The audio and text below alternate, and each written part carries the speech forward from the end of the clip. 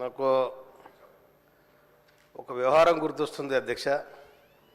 మా మాదిగొల్లకు అట్టుకులము సింధోళ్ళు ఉంటారు. మాదిగొల్లకు అట్టుకుల సింధోళ్ళు ఉంటారు. వాళ్ళ వృత్తి ఏంటంటే భాగవతులు ఆడతారు. వాళ్ళు భాగవతులు ఆడతారు. ఆ భాగవతులు ఆడే టైంలో వేసేగాళ్ళు తక్కువ ఉంటారు. అలా తక్కువ ఉంటే ఒక వేషం ఇడిచి ఇంకో వేషం కడతాం, ఇంకో వేషం ఇడిచి ఇంకో వేషం కడతాం. ఒక్కడే 3 వేషాలు కడతాడు.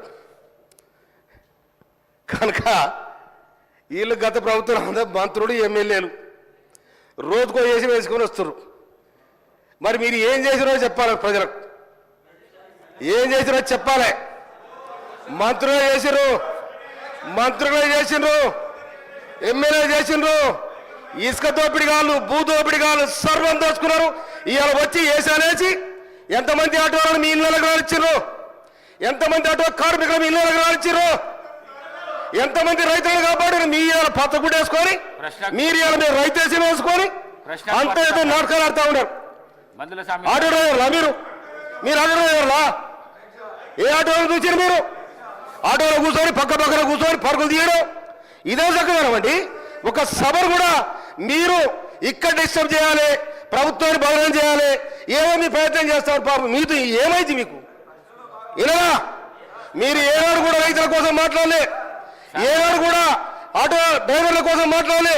కార్మికులు ఆర్టీసీ కార్మికులు 34 మంది వచ్చిన తర్వాత దానికి మీ ఇష్టం వచ్చిన రేటు పెంచి మీ ఇష్టం వచ్చిన ఆటో తీసుకొచ్చారు. ఎవరైనా మీరు కాపాడింది? ఇవాళ మొత్తం రోజుకో వేషం వేసుకొని మీరు ఒక డ్రామా చేస్తా ఉన్నారు. డ్రామాలు బంద్ కావాలి. అదేవిధంగా అధ్యక్ష, నీటిపారుదల శాఖ మాత్యులు ఉత్తమ్ కుమార్ రెడ్డి గారికి నేను ధన్యవాదాలు తెలియజేస్తా ఉన్నా. మా దగ్గర ఉన్న బురాది గారి కాలువకు గత ప్రభుత్వం ఏం చేసిందో ఎక్కడ చేస్తాం బయటికి 9 అవతల పడ్డారు. కానీ ఇలా రాష్ట్ర ప్రభుత్వం ఏర్పడిన తర్వాత, ఇందిరమ్మ రాజ్యంలో కాంగ్రెస్ పార్టీ ఏర్పడిన తర్వాత మేము మా ఉత్తమ్ కుమార్ రెడ్డి గారికి మా బురాయి గారి కాలం కోసం అప్పీల్ చేయడం జరిగింది.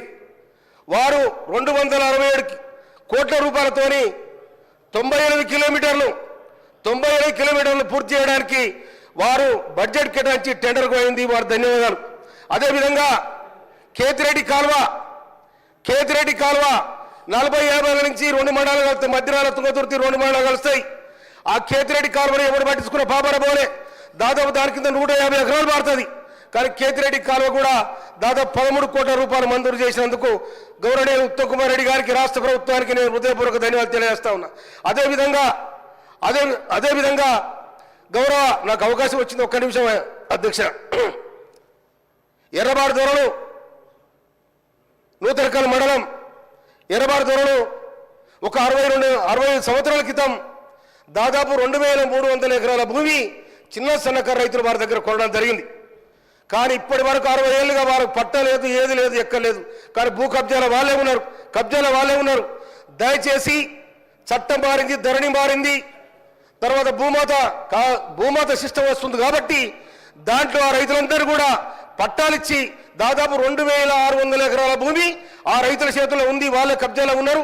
కనుక వాళ్ళు అవస్థ పడతా ఉన్నారు. అది నా కాన్స్టిట్యున్సీకి సంబంధించిన విషయం కాబట్టి గౌరవనీయులు రెవెన్యూ మినిస్టర్ గారు దాని మీద దృష్టి పెట్టి వాళ్ళు పట్టాలు ఇవ్వాలని చెప్పి నేను మీ ద్వారా మినిస్టర్ గారు కోరుతా ఉన్నాను. Thank you sir. Palla Rajeshwara Reddy గారు.